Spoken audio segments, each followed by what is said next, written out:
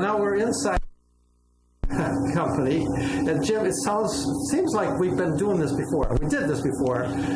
Don said the video came out really great, but our voices weren't on the video. Well, so we really appreciate you inviting us back. Thank you for being here. Tell us about Chula Vista. Obviously, this has not always been the Chula Vista cheese factory.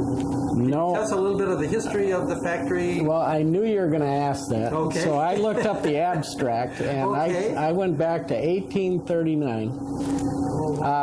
And in 1907, 10 acres of property were leased to Chula by John Mayer okay. For $1. And really? with the express interest that this property be used to make cheese. And it remained the Mayer Cheese Factory, or the Mayer Cheese Co-op, until 1985.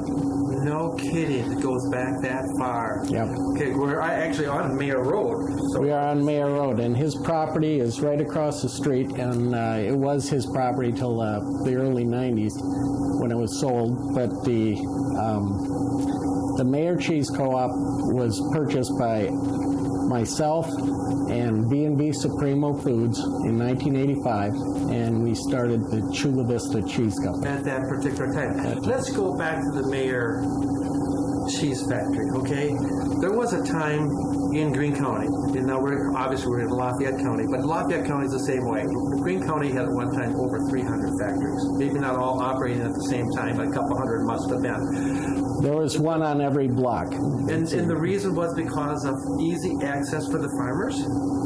Well, the milk would be brought in by the area farmers to a central location. Okay. And that was logistics played a big part.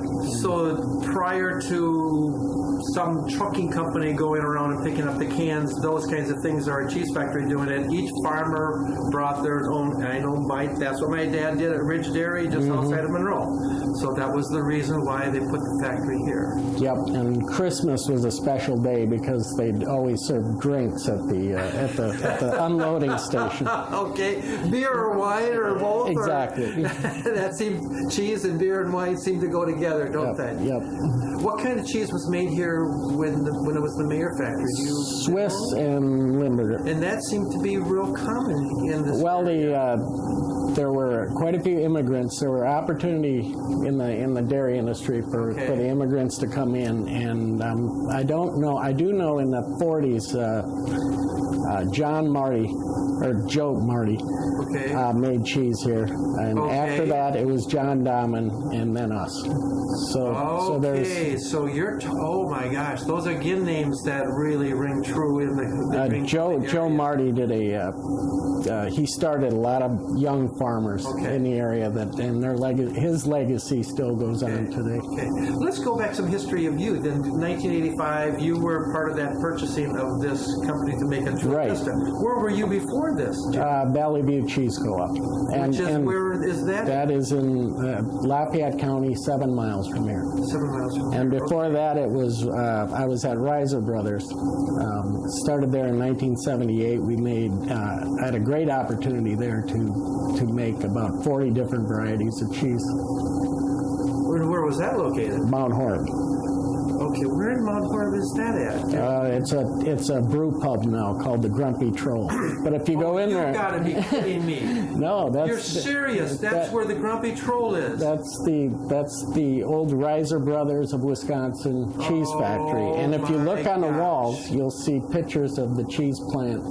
And my father-in-law, Billy Lehner, ran that for 20-some years. Your father-in-law is Billy Lehner. Right. That's another name that is used a lot and known very, very well. He was a dynamic individual, unique Schweitzer.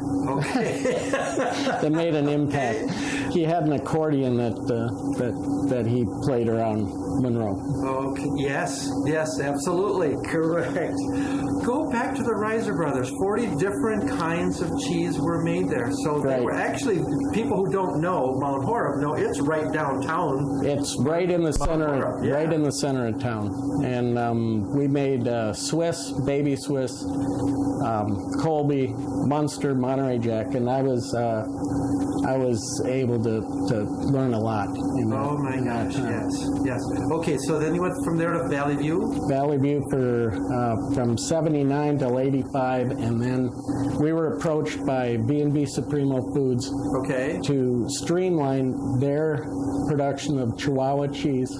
Okay. And recently a Oaxaca cheese, and it's they are a Hispanic manufacturer, marketer, distributor in Chicago. So you were a licensed cheesemaker there, correct? Right. Okay, and I know that you also are a master cheesemaker, correct? Correct, in brick and queso blanco. Okay. And we have another master cheesemaker here, Tim Pale, that brings a lot to the table. Okay. So you bought this in '85. What kind of cheese did you start to make here then in '85? We perfected the recipe for the Chihuahua cheese, which is it's a queso quesadilla. It's a melting cheese for the Hispanic market, both retail and food service. And it's a blend. It's a unique flavor. It's a blend between Monterey Jack and a brick.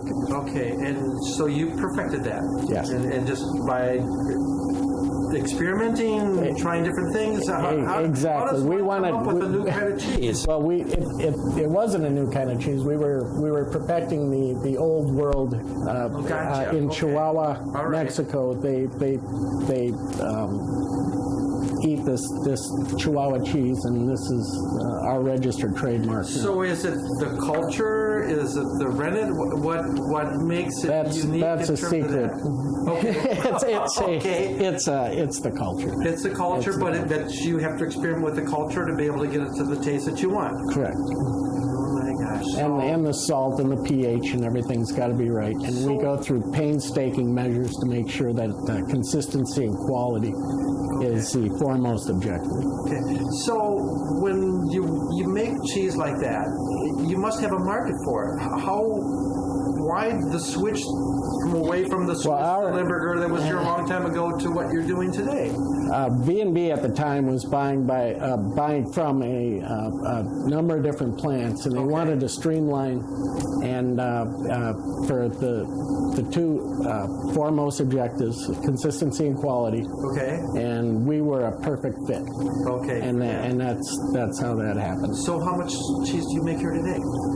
Anywhere from 30 to 50,000 pounds. So we're talking 300 to 500,000 pounds of milk coming in a day. Correct. So where do you get your milk? The area farms, and then we buy spot loads on the outside, all grade A and RVGH free, because it says that on our label. Okay, explain that. What do you mean by spot buying? That's a term now that I don't think we've had before by an interview. There are entities, Swiss Valley Deans.